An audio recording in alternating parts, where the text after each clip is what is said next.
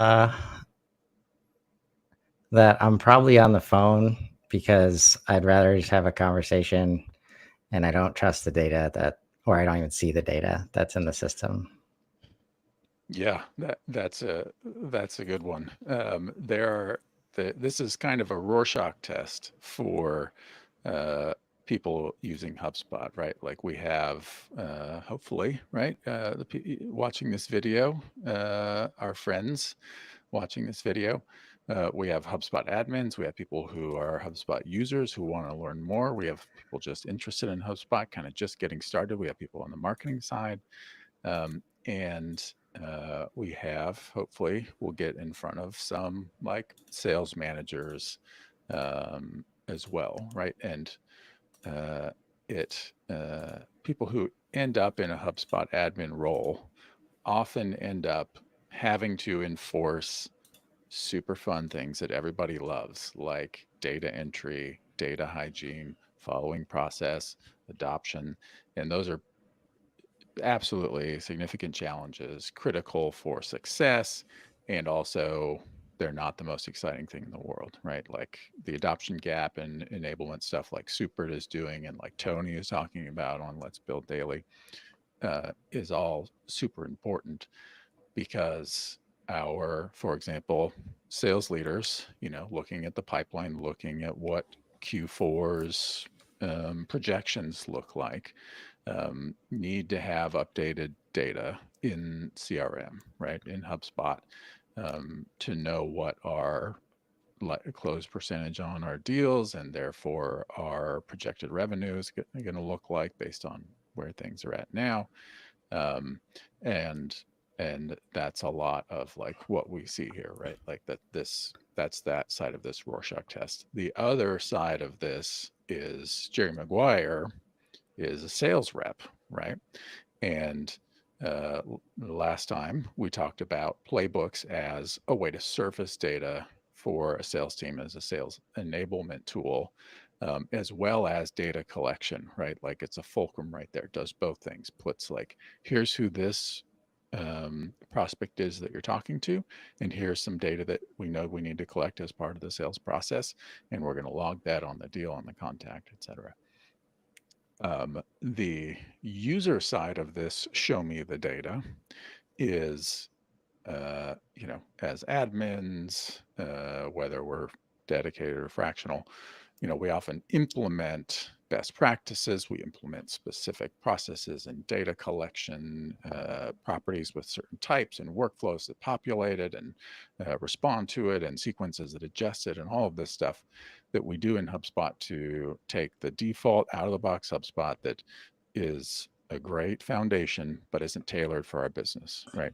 And we build out all of that stuff on top of it so that HubSpot hopefully reflects the way that our business works, the data it needs, how we operate. Um, there's a lot of work that goes into that. There's a lot that we do, and uh, and we say, HubSpot, or excuse me, a sales rep will say, like, oh, I need to be able to log whatever, some property, like how many whatever, how many zipper zoinks are on a whippoorwill on all of my deals, right? Whatever this custom thing is for the business.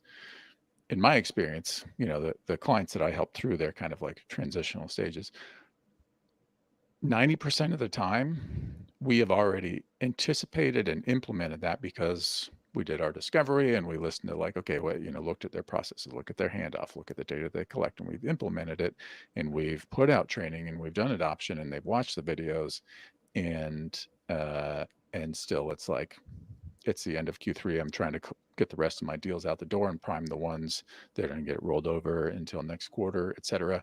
And they're like, you know, a salesperson's job isn't to remember where every single field is in HubSpot, right? Um, the the uh, the question of like, hey, where do I put how many zipper zoinks are on a whippoorwill is almost always followed by, oh, well, where do I see that in HubSpot? Oh, we already implemented that. Well, where do I see it, right? Where is this critical data? And hopefully we've done our views right. We've done our playbooks and like put that data in a useful place.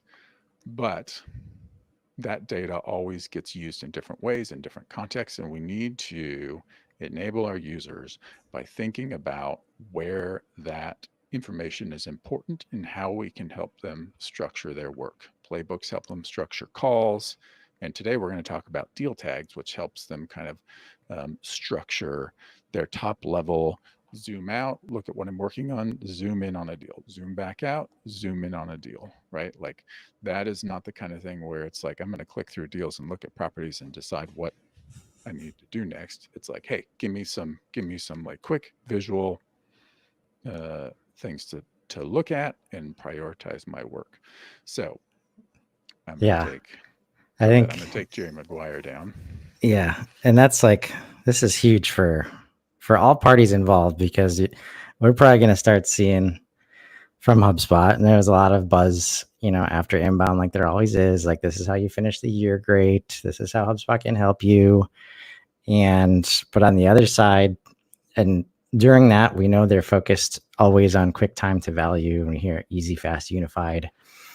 But then in practice, it's very much not fast, and right. And it's this adoption, like this is where the admin's job. Like there are so many different ways to do work in HubSpot, and we're going beyond here. Like, oh, I added that property in for you. Oh, I required it in this very specific spot that is not actually a part of your process, because you're starting your process over here. So that's why you're getting the questions of like, oh, I have no idea where that is, or I didn't get any notifications. It's not a part of my process, right? Right. And sometimes it's like, oh, well, I know where to enter it, but I need to see it in a different place, right? Yes. Is an important one, right? And here's our diagram. We talk about it every time, right? This is the prospect's journey, left to right, and some of the key pillars in HubSpot that we use to support it as we build over time our knowledge of who our customers are, to apply it to an individual customer's journey, transaction, closing a deal, whatever, but also the ongoing learning so that we continuously improve. And oftentimes when I talk about what are the most important things that we can do in HubSpot, people will always want to go to, sequences and email automation and better reports and everything.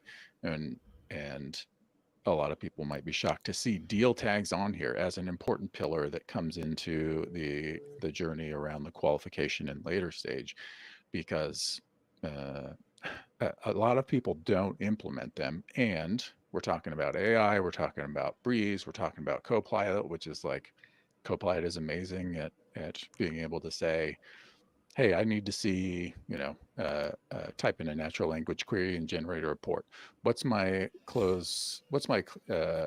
What month do deals generated in January typically close, right? Build it, it'll suggest a report.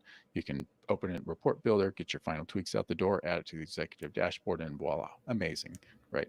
Deal tags are super boring. They've been around forever. We did just get limits raised so we can use more deal tags, but like, come on, man, like this is the age of AI where we're using deal tags. Like this should be way down on the priorities list, which I might agree with maybe, but the deal tags are the thing that when I implement, 100% of the time you get like over the top positive reactions from the sales team. And you go to all the trouble to build a report and dashboards and all of this kind of crazy stuff. It's like, is this, you said you don't have reporting, look at this, is this amazing, this is what you want? And they're like, yeah, that's great, okay, can I get one that says like whatever?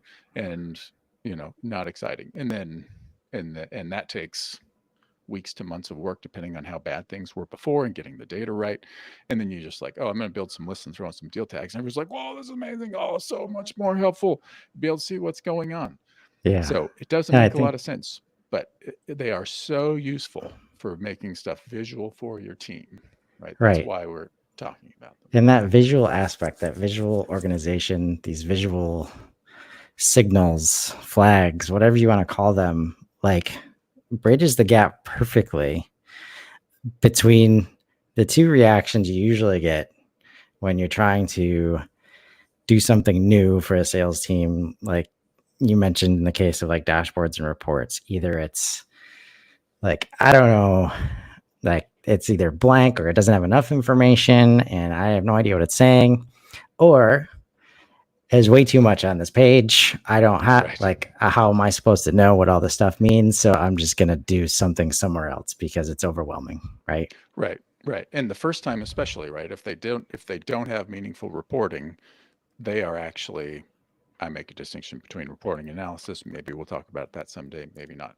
When you are trying to figure out what do I need to know, right? Like what's the important data that's going to help me tell what's going on, where we're at now, and what the future is going to look like.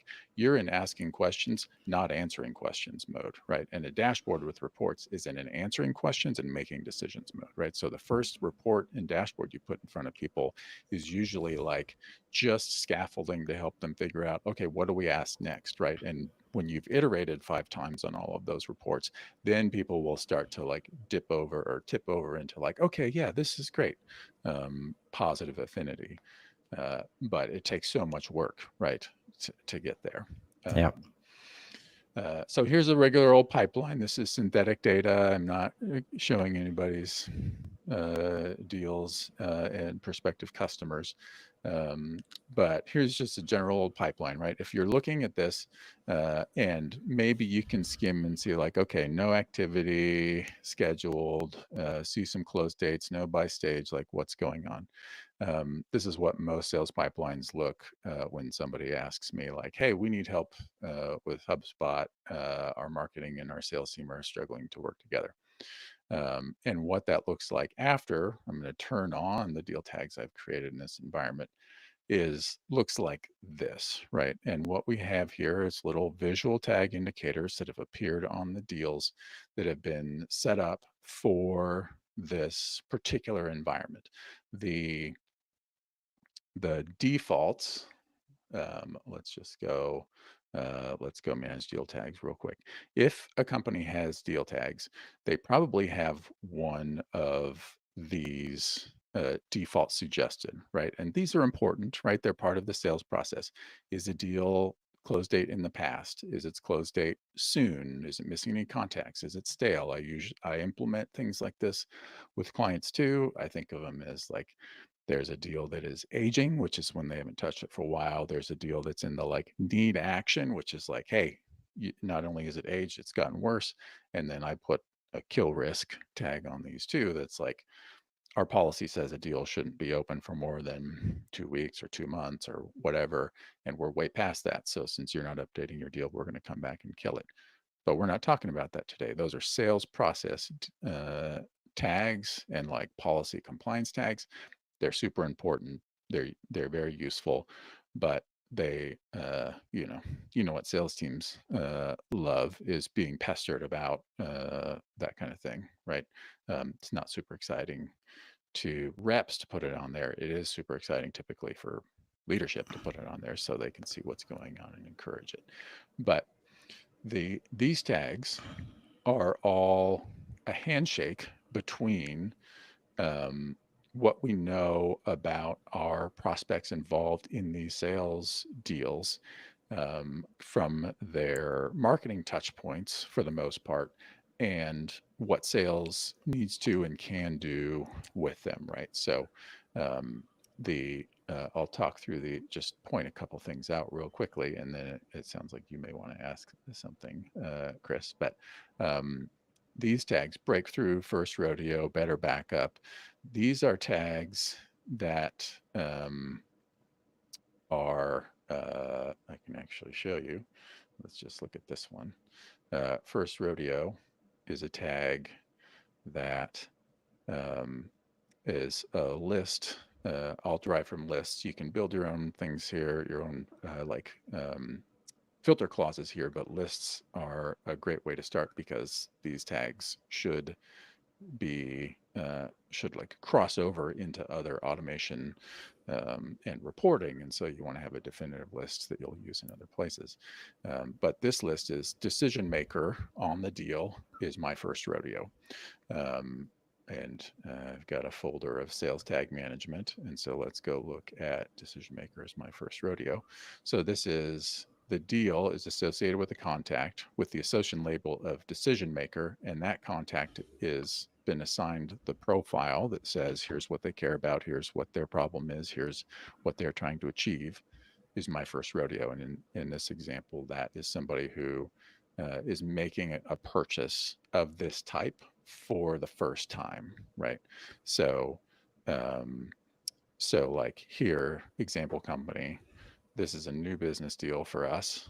The decision maker has never purchased the product or service that we're selling before. So that means additional context, additional hand holding, certain kinds of resources, helping them understand the sales and the path to value much more deeply. And we also have our detractor tag, which we can talk about in a second, right? But for each of these, where we have it, we have identified that there is the decision maker's um, profile that describes their relationship with the purchase decision and us. Um, and then as well as some others, like somebody bad profile has no profile whatsoever, or we haven't identified a decision maker in the purchase decision.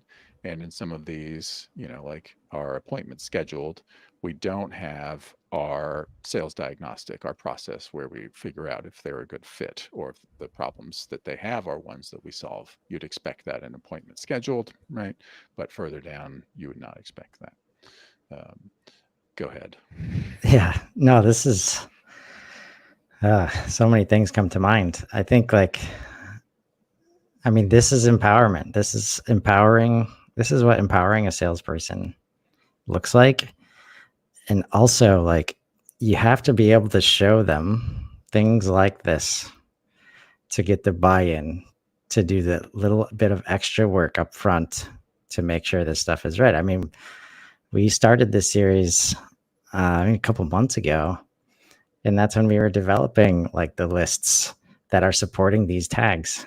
Yes. And those lists, marketing and sales working together, creating content, creating experiences that now help close deals, right? And I love things like in contract sent having this detractor tag, like because inevitably we get to the end of the deal and whoever, like maybe there's a decision maker, but maybe there's a very influential person who Right. is going to have to change a lot to support the purchase, or maybe it's impacting their budget and now they show up out of nowhere, Right. right? Yeah, like this is an example. I've seen this happen before, and it doesn't make a lot of sense, but where the contact is both the decision maker and the detractor, right? Their team is like, hey, we got to get that, we need this. And they're like, I don't know, like, is this really going to work? And oh boy, is that important to know, right? Yeah. But we have other cases in like example company, right? If you identify a detractor, you attach them to the deal as a contact, you tag them as detractor, right? So that if you're going into meetings, right, or at any point, right, like if you're going on break and you're going to hand the deal off just in case action happens while you're on vacation for a week, whatever, you've got it flagged so that everybody can see and you remember, because this has what, eight, 3, 4, like 18-ish sample deals, but not a lot of, a lot of salespeople are working more deals than that, right? So like you need to be able to have your memory jogged when you go in. Like, you're working 100 deals. You need to pop one open when you get a call coming in or you're about to jump on a call, and remember like, oh right, we've got a sniper who is trying to kill this deal or stall it, or downsize Yeah. the contract or whatever. And then you can scan, okay, is Butch on the call, right? And so what do I need to remember to hit for Butch, right? Yeah. um, And it's and Butch so on like, board, like right, before I and what engage do I, him with this question he right, just asked. right. Or you go and if you have decision maker, champion, influencer, right, you put all of these association labels and then you apply them. So you can circle up with your champion post call and be like, hey, Butch was pretty aggressive on that, it seems like he's not into this decision. They're like, yeah, he is definitely fighting against it. You add the detractor association label, and then you can circle up with your champion and say like, okay, what are Butch's concerns? How do we you know change his mind? or mitigate those concerns, whatever your, that relationship in sales, that one-on-one sales process looks like, right? And again, like those tags apply in the sales pipeline because here we go at a glance, right? Like you're doing your one-on-one with your sales leader, right? And it's like, okay, talk me through example company. It's like, how is it going with Butch? We know there's a detractor, right? It's all visible right here. Quick skim, right? Yeah. And also things like Globe and Mail, like how do we get to decision maker body in when we don't have a profile on them, they don't have a decision maker tagged on the deal, and they haven't even run the basic sales diagnostic that's part of the marketing funnel, right? Okay, we need to figure out what's going on here and drill in and see, right? Is this what's wrong? Is this a data entry problem? Is this, you know, a big deal that's just like a pending wave of closed lost, right? Yeah. Um, what are we expecting here? Um, Yeah. and And so much of we this go ahead. is like, so much of HubSpot, honestly, is just creating strategic spaces to put information Yeah, so that we're not creating a ton more work for everybody because we know that doesn't work. And two, we're just serving all those exchanges so that we're in a place where we can very easily add that information into the system now. Like that quick exchange, that stuff always happens. It's getting it into the CRM that doesn't, right, right? Like, oh man, Butch was aggressive on that call. And it's like, yeah, what should we do about it? And then we talk about it and then it doesn't make it back into the CRM, right? right, Now it's like building this into the process of, okay, like instead of having to explain everything that happened on the call and like add a note to the CRM, it's right, like, bam, Butch, we make sure he's on this list so that right, he's highlighted as a detractor moving forward. right. Yep, yep, exactly. And and we surface these things, like you said. I mean, it's such a great summary. Like a CRM is a database with relationships, right? Like all it is a collection of data, and a CRM is good. HubSpot or other is good for the company to the extent that we, the company and HubSpot, have kind of met in the middle on how our processes, our operations, the stuff that we know we need to do and be to be successful, can be mirrored in HubSpot, right? Like there's 100% alignment is impossible. But if you just use it out of the box, you're also guaranteed to fail, right? So like, how can we minorly adapt our processes to fit the tool and modify the tool to fit the processes, which means we are collecting the data at the right time, we are storing it correctly, and then we are surfacing it contextually in a way that is like meaningful and actionable to the team, right? So like we looked at playbooks, how we can surface like, oh, this person, the person on this call is part of our breakthrough profile, which means they've hit a performance plateau, and what they are trying to do is solve for how I go from there, right? um, versus first rodeo. I know we need this tool and we've never done it before. That same information is depicted here in these tags and depicted differently in the playbook, right?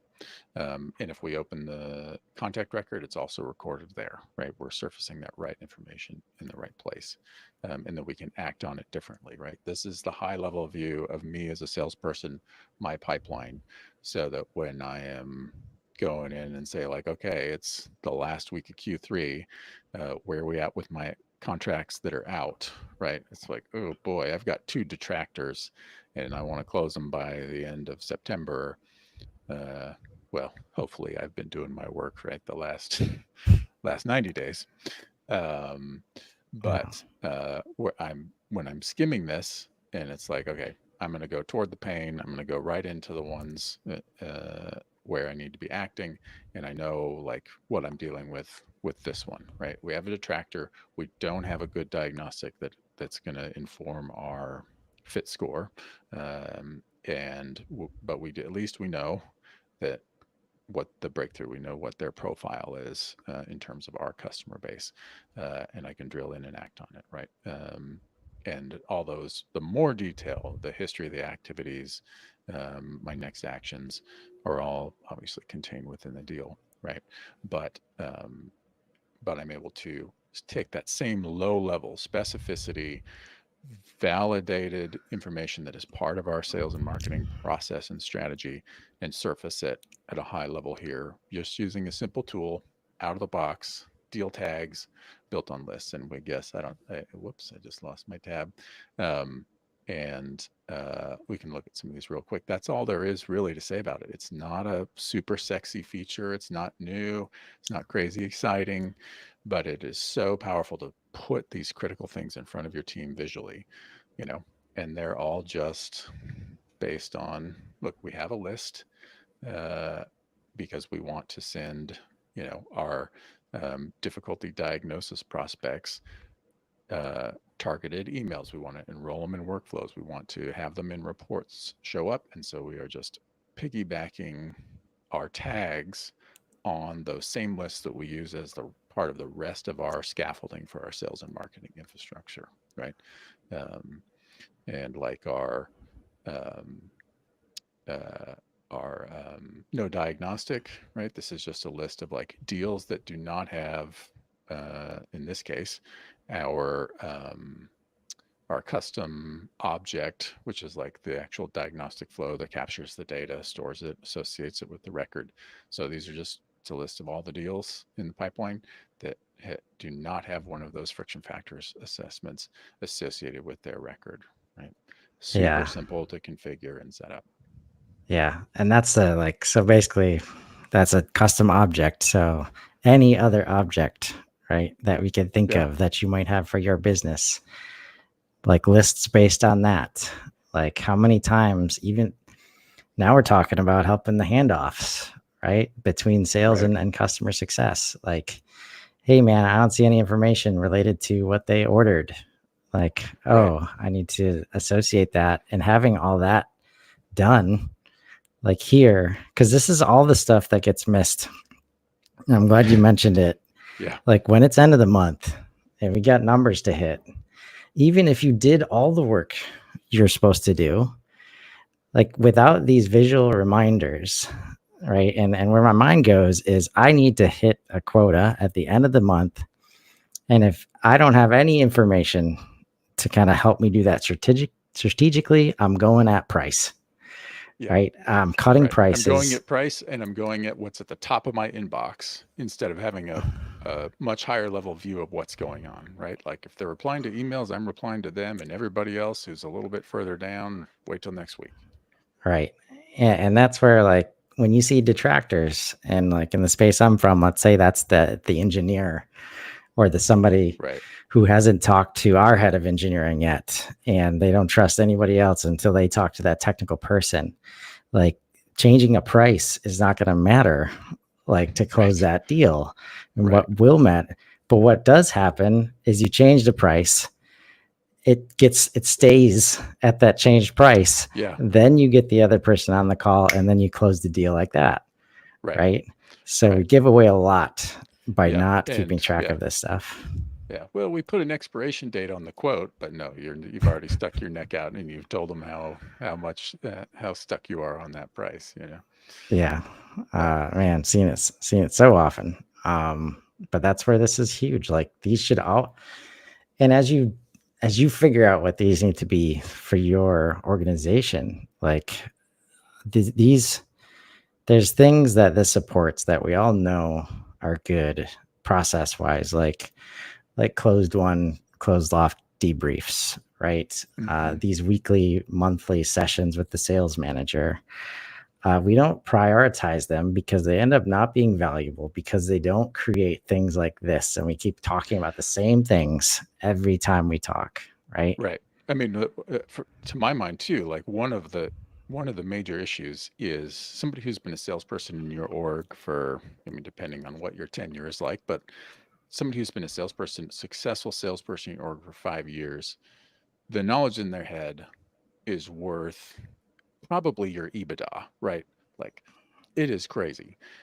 It's really hard for anybody to just sit down with somebody else and say like, tell me everything you know about our customers. And it's like, I don't know, they're going to share the first thing that comes into their mind based on their last couple of interactions, but they know so much, right? And that expertise, that experience is in their bones, in their mind, in their heart. um, and we haven't done the work of like shaping HubSpot to capture that information. And so when you do retrospectives on deals, right, whether it's won or lost, um, you if you're lucky, some of that information is like in the emails that get logged in HubSpot, and maybe you can use AI to digest some of that. But doing that at scale for all of your deals is really hard, right? So it's like getting that information encoded in a way that we can bring it to those retrospectives and analysis and reporting that that just like surfaces and put it right there. It's like, oh, hey, salesperson, you closed this deal first week of the quarter. What was their situation? It's like, I don't know, man. I closed 120 deals this quarter. Let me go look at the activity feed and see what it says, right? Versus like, yeah, we pinned all of the stuff that we want to look at the most on it, and it's all surfaced right here. Yeah. And then like doing it in a way that's not them just serving us as admins and marketers Right. and leaders, right? And like using that to say like, hey, was this person like, is detractor right? Is bad profile right? Like you still won and this Yeah. person was out. So what happened, right? Right. Right. Yeah. I mean, yeah. Any deal where you have a detractor identified and you still win, like, phew, like put that thing under a microscope and figure it out, right? Because you also have, well, we haven't talked about this, but like these profiles, right? Like breakthrough, first rodeo, better backup. Hopefully we bring those in from marketing, having pre-identified those people based on content consumption, based on conversion intent, based on our diagnostic. um, we want to surface, and when a deal gets here, if the rep is like, oh, we had weather underground as breakthrough, but actually they're better backup, so I'm going to flip that. That is super important, right, for continuous learning. But you also have there are like these shadow profiles of like, what are the common objections or blockers that our detractors Yes. bring, right? So valuable. Like if you can, it's the hardest thing on that is actually totally outside HubSpot, which is like getting your close losts to actually get a true assessment, right, of what the detractors are saying. Especially some detractors are often behind the scenes and you don't get access to them, right? But Yeah. No, but man, if you, the yeah, strategic space that this allows for, like, and we could talk about this. I might even for want to sure. have another episode about this because there's start to like it's all about raising insights that you don't have to create in the moment of the call so that we can Right, start to do like true trend analysis. Like there might be situations where you have this breakthrough profile plus this kind of detractor. right. We've developed like a A playbook. 100% Right, accurate strategy to know exactly what to say instead of dragging this absolutely. out over calls, right? Right, right. And then, to our diagram, right? Like that's where this learning happens, and you inject it all the way at the front end, right? Like what can we put in our diagnostic that would identify the presence of a detractor? What can we ask? What we can do? What can we can look at behavior or things that they say so that we can get in front of that more effectively, right? That's the whole Yeah, game, man, you start to manufacture these like planned aha moments. Yeah, Like how much absolutely. power is that? Like, man, and that's wow. Yeah. I'm loving Uh, this, man. yeah. So we can wrap, but I will say, when I said, Breeze and Copilot AI stuff is like so exciting for what it can enable, but you have to the the data in your HubSpot. Uh, I always forget, what are they calling it? Smart CRM. Um, your underlying data needs to reflect reality, right? And if you just have first name, last name, email, company, not useful, right? But when you can start to use deal tags and list membership to shape the data that the AI is using to consider about like, what do we do effectively here, right? And it's not helpful if the AI says like, oh, this closed one deal had 2% more emails than, your average. It's like, okay, great. Yeah, I'll send them a like happy Friday email and then we'll definitely close, right? Yeah. No, not helpful, right? But we put these pins on it that say like, this was a decision maker's breakthrough deal. Tell me how that is different than other decision makers breakthrough deal. Tell me how all decision makers breakthrough deals are different than decision makers first rodeo deals, right? Annotating, if you will, your data this way is how, when you start to move into that agents and age of intelligence usage of your CRM data, becomes exponentially more powerful. Yeah. No, context was a huge topic last week and will continue to be. Like, if you can give context, I'll say if you can't give context to the humans on your team, AI is not going to get that context very easily either, if at all. No. Right. And that should be on the flip side. If you want to leverage AI, and you can, and you have given your team this kind of context, you don't have to be the one to find all these insights on your sales review calls. AI will start helping you say like, oh, this is super interesting. Right. At least talk about it. Yeah. Here's the question that you should ask that will determine whether whether we have a detractor on this call, or whether we have a breakthrough or a better backup profile here, right? Your team, your humans need the same context that AI needs, right? So we're serving both groups. We're making our AI tools more powerful. We're making our teams more effective by providing that same context. They don't need different things. I look forward to kind of putting a bow on this series at some point and like having like, this is the whole path, because it's not as hard as, definitely not as hard as I thought it was when I thought about deal tags and kind of making everything flow. I mean, the way that you've simply put together, there's like one form, a couple emails, like a couple properties, like there is not much behind this. It's like 98% strategy. Yes. That makes this work. Yep. We can get more powerful, but it's so easy to start, Yeah. Yeah. Well, this is awesome, man. What are we going to be talking about next time? Oh, I haven't decided what we're going to be talking about next time. Let me throw this up here. What do you think would be the most interesting to talk about? There are other things not on this, but.